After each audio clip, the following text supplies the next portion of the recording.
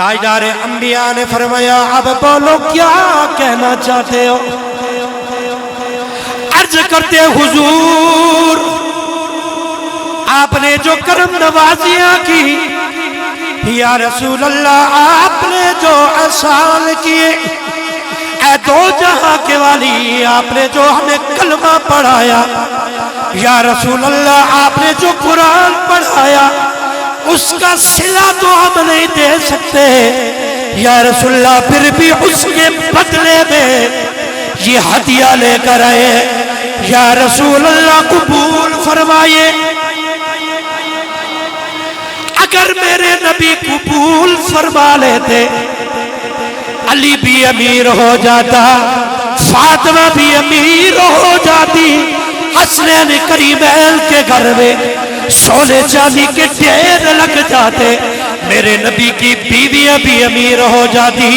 اور لوگوں یہ تو وہ گھر ہے، کئی دل گزر جاتے، گھر میں چولہا نہیں جل رہا، لیکن قربان جاؤں آملہ کے لال نے مسکرا کے فرمایا وہ مجھ سے پیار کرنے والے میرے انصار،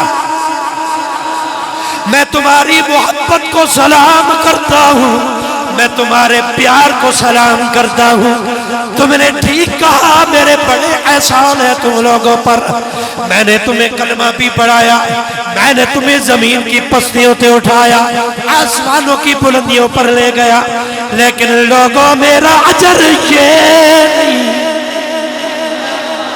میں تم سے یہ مال نہیں لوں گا، میں تم سے یہ دولت نہیں لوں گا، میں تم سے یہ سونا چاندی نہیں لوں گا۔ فوراً رب کا قرآن آ گیا، صحابہ عرض کرنے لگے یا رسول اللہ پھر ہم کیا بدلہ دیں؟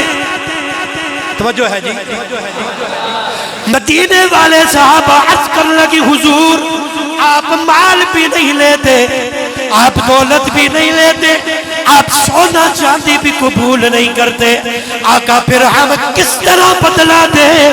فرمایا اگر مجھے بدلہ دینا چاہتے ہو میں نہیں کہتا، اللہ کہہ رہا ہے میری اہل بیت کے ساتھ پیار کرنے لگ جاؤ، میری قرابت کے ساتھ پیار کرو۔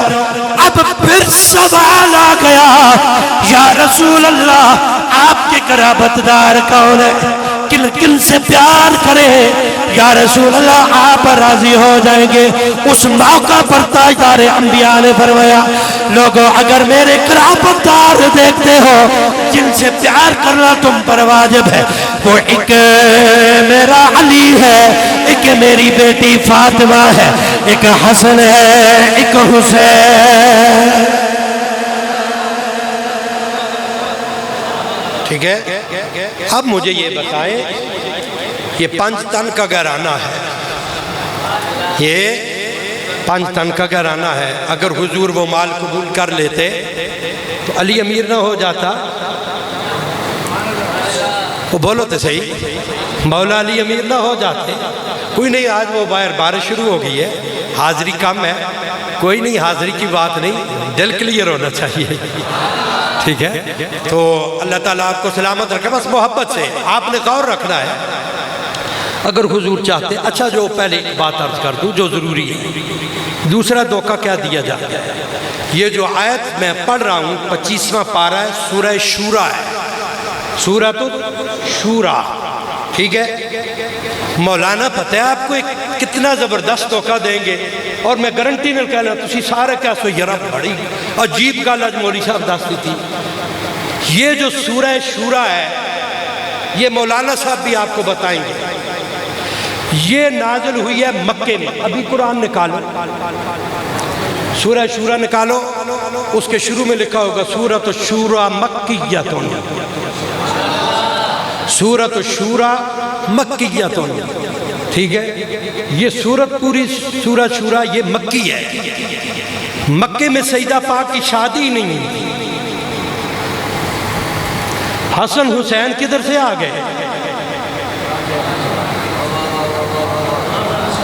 بیٹھے ہو، کتنا زبردست دھوکہ مولوی صاحب دے سن تے گل تے انہاں دی ٹھیک ہے۔